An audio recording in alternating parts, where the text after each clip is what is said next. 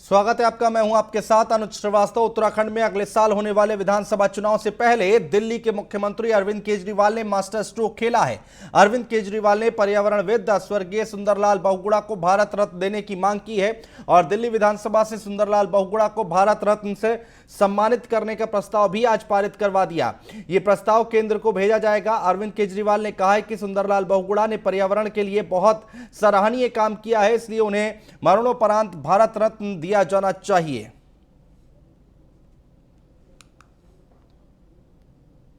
भारत रत्न दिया जाता है तो, और हमारे देश में परंपरा ये हो गई है कि किसी के मरणोपरांत हम देते हैं, हमें उनकी याद आती है। बहुत अच्छा होता अगर वो जीवित होते और जीवित रहते हुए अगर हम उन्हें भारत रत्न देते। मैंने इस सिलसिले में प्रधानमंत्री जी को भी पत्र लिखा है कि उन्हें भारत रत्न से नवाजा जाए।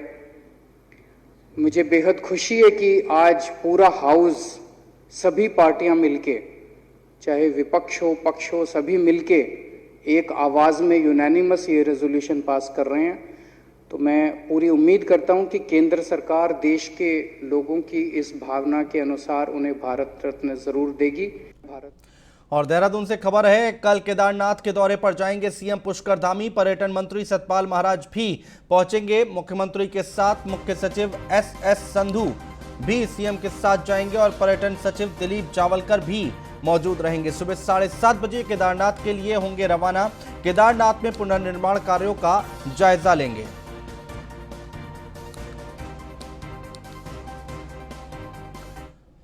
मुख्यमंत्री पुष्कर सिंह धामी ने सचिवालय में चल रहे कोविड टीकाकरण कैंप का निरीक्षण किया। मुख्यमंत्री ने अभियान में जुटे स्वास्थ्य विभाग के कर्मियों का उत्साहवर्धन किया। साथ ही टीका लगवाने आए सचिवालय कर्मियों और उनके परिजनों से भी सीएम ने बात की है। उन्होंने कहा है कि प्रदेश के टीकाकरण अभियान में और तेजी लाई जाएगी।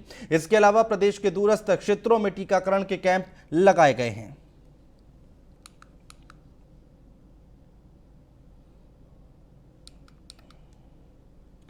मिशन 2022 के लिए बीजेपी कांग्रेस दोनों ने चुनावी तैयारियां तेज कर दी हैं। बुधवार को बीजेपी आरएसएस की समन्वय बैठक के बाद गुरुवार को बीजेपी के राष्ट्रीय महामंत्री संगठन बीएल संतोष ने पार्टी की चुनावी तैयारियों की था ली है और प्रदेश संगठन के वरिष्ठ नेताओं के अलावा मंत्रियों और पदाधिकारियों से भी बात की है। वहीं कांग्रेस की नई टीम ने भी एकजुटता का संदेश देकर बीजेपी सरकार की नाकामियों को मुद्दा बनाने का ऐलान कर दिया है। कांग्रेस में बैठकों का दौर, हर तरफ हो रहा चुनावी शोर, बिछ रही सियासी बिसात, अब मोर्चा बंदी पर बात। उत्तराखंड विधानसभा चुनाव 2022 को लेकर सभी पार्टियां रणनीति तैयार करने में जुट गई है।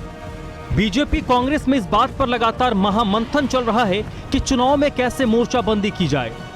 बात सबसे पहले सत्ताधारी भारतीय जनता पार्टी की, जिसकी चुनावी तैयारियों को गुरुवार के दिन राष्ट्रीय महामंत्री संगठन बीएल संतोष ने परखा। बीएल संतोष ने मंत्री, विधायकों और पदाधिकारियों से सरकार को लेकर फीडबैक लिया, चुनाव से संबंधित कमेटियों से बात की और सोशल मीडिया वॉलंटियर्स के साथ भी बैठक की। बीएल संतोष का पूरा फोकस मिशन 22 को लेकर ही रहा।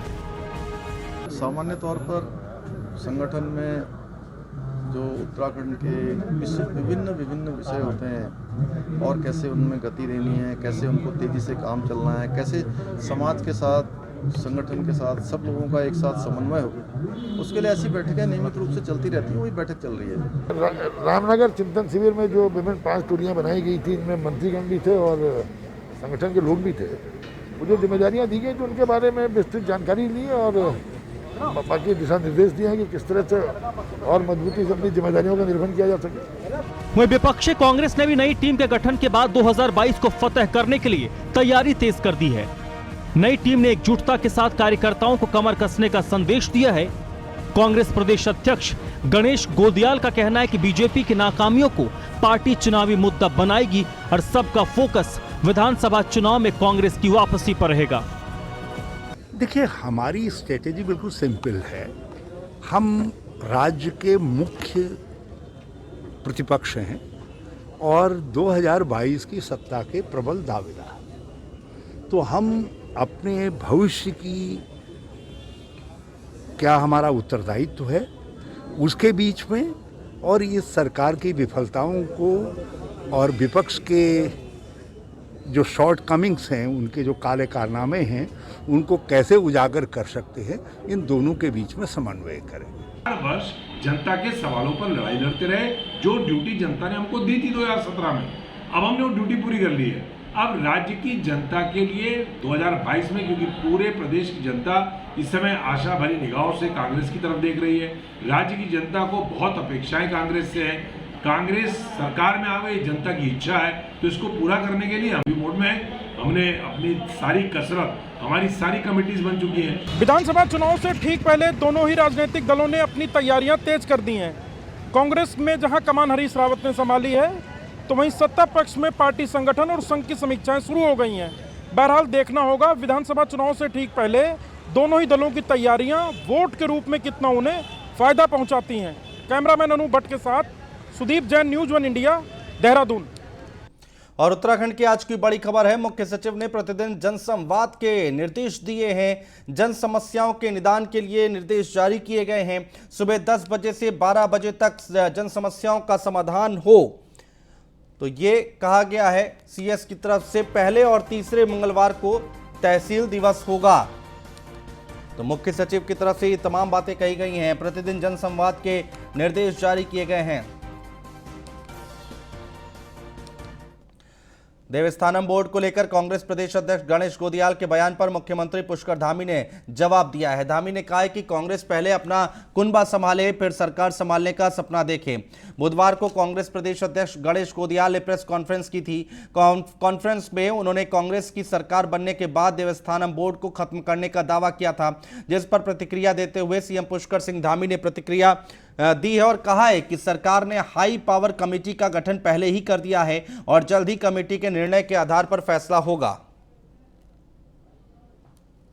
देखिए, देवस्थानम बोर्ड को लेकर हमने सभी से बात करने के बाद, और उसमें जितने भी लोगों ने मुझे व्यक्तिगत रूप से मेरे सामने जिनके बात आई थी कि चाहे वो हमारे वहाँ पर रहने वाले हक हकूकधारी हों, पंडे, रावल, उससे प्रभावित होने वाले लोग, हमने कहा है कि हम एक हाई पावर कमेटी हम उसके लिए बना रहे हैं, और हाई पावर कमेटी सबकी बात सुनेगी, जिनको जो आपत्तियां हैं उनका निस्तारण करेगी, और उसके बाद ही जो है बोर्ड का काम आगे चलेगा। देखिए, देवस्थानम बोर्ड के विरोध में केदारनाथ के तीर्थ पुरोहितों का आंदोलन जारी है। मूसलाधार बारिश के बीच पुरोहित केदारनाथ मंदिर परिसर में आंदोलन करने में जुटे हुए हैं।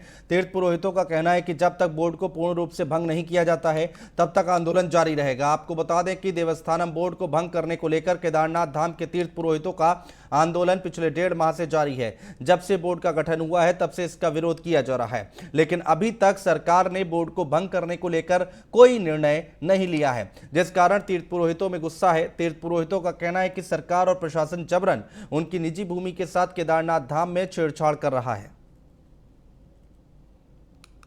देवस्थानम बोर्ड के विरोध में चारों धाम में जो धरना है वो अभी तक जारी है, और जारी तब तक रहेगा जब तक ये पूर्ण रूप से सरकार इसको रद्द नहीं करती है।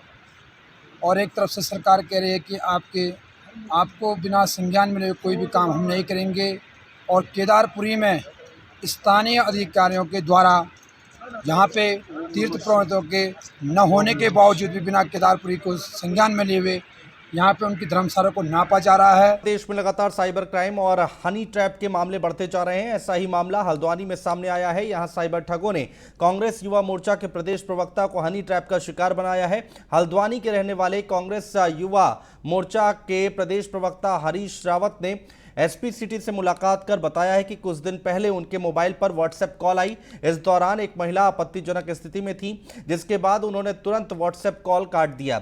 थोड़ी देर बाद उनके व्हाट्सएप पर उनका एक अश्लील फोटो एडिट कर भेजा गया। बाद में उनसे 50,000 रुपए की डिमांड की गई। नहीं देने पर फोटो सोशल मीडिया में वायरल करने की धमकी दी गई। कांग्रेस प्रवक्ता ने बताया कि उन्हें बार बार वीडियो कॉल करके रकम की डिमांड की जा रही है। पूरे मामले में एसपी सिटी जगदीश चंद्र का कहना है कि साइबर क्राइम के मामले लगातार बढ़ रहे हैं। कांग्रेस की तहरीर को साइबर सेल को भेज दिया गया है। पूरे मामले की जांच साइबर सेल द्वारा की जाएगी। जांच के बाद मुकदमा दर्ज कर आगे की कार्रवाई की जाएगी। 4 दिन पहले मेरे पास वीडियो कॉल आई व्हाट्सएप से और अनजान नंबर होने की वजह से मैंने नहीं उठाया। उसके दूसरे दिन फिर पुनः रात को कॉल आई तो मैं सोचा कि ये कल फ़ोन आया था फिर उठा लेना चाहिए। जब मैंने उठाया तो सामने बिल्कुल न्यूड लड़की की फ़ोटो थी और पूरी वीडियो थी। मैं समझ जब तक पाता तो लगभग 12-13 सेकंड हो चुका था। तो जब मैंने कॉल काटा उसके बाद तुरंत मेरे व्हाट्सएप पे मेरे फेस की जो वीडियो बनाई थी उनने और नीचे न्यूड एडिट करके मेरे को भेज दिया गया और उसमें लिखा गया कि ये वीडियो जो है सोशली सारे प्लेटफॉर्म पे हम वायरल कर रहे हैं। रिकॉर्डिंग करने के बाद ये कहा गया कि मैं आपकी जो न्यूड फोटो हैं और जो चैटिंग है उसको वायरल कर दूँगी, सगे संबंधियों को भेज दूँगी, पब्लिक में भेज दूँगी। इस बात पे को लेकर ये यहाँ पे आए थे। पुलिस ने इस मामले की जब तहकीकात की तो ये पता चला है कि ये साइबर फ्रॉड का मामला है। इसमें आजकल नए तरीके से पैसे की वसूली की जा रही है। जो गिरोह है वो विवाद और राजस्थान अन्य जगहों से हैं जो पूरे दिन भर उनका यही काम रहता है। इसमें पुलिस लगातार काम कर रही है और इन गिरोह और प्रदेश कांग्रेस के कार्यकारी अध्यक्ष तिलकराज बेहड़ का काशीपुर पहुंचने पर कार्यकर्ताओं ने जोरदार स्वागत किया है और इस दौरान बेहड़ ने कहा है कि 2022 में कांग्रेस 50 से ज्यादा सीटों पर विजय प्राप्त कर सत्ता में वापस लौटेगी।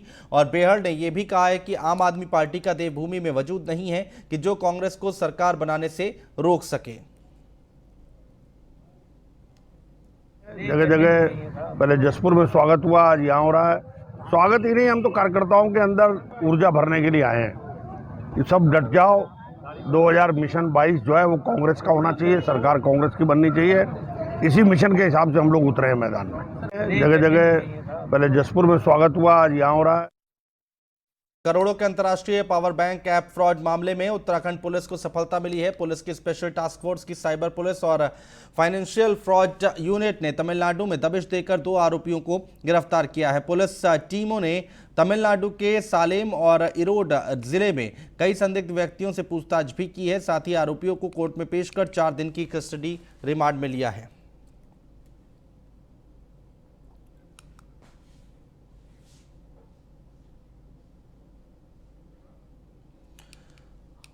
और रुद्रप्रयाग से बड़ी खबर है। केदारनाथ हाईवे पर भारी भूस्खलन हुआ है और भटवाड़ी शहर में सड़क पर आया है पहाड़। तस्वीरें हम आपको दिखा रहे हैं, ये रुद्रप्रयाग की तस्वीरें आप देख पा रहे हैं। केदारनाथ हाईवे पर भारी भूस्खलन हुआ है, भटवाड़ी शहर में सड़क पर पहाड़ आया है। तस्वीरें आपके सामने।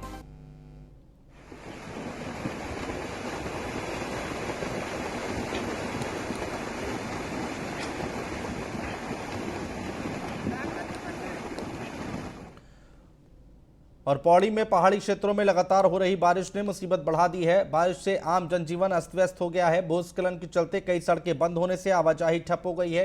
वहीं सड़क को सुचारू करने में युद्ध स्तर का कार्य जारी है। अपर जिला अधिकारी एसके बर्णवाल ने बताया है कि इस बारिश के चलते जिले के 49 सड़क मार्ग बाधित हो गए हैं, जिसमें श्रीनगर गढ़वाल के समीप नरकोटा NH58 भी शामिल है। सड़कों को खुलवाने के लिए 62 JCB मशीनें भिजवा दी गई हैं। कल की बारिश हुई है, इसमें सबसे ज़्यादा हमारा मैदानी इलाके में बारिश हुई है 25 मिलीमीटर कोटद्वार और श्रीनगर में, कोटद्वार और वो ये यमकेश्वर में।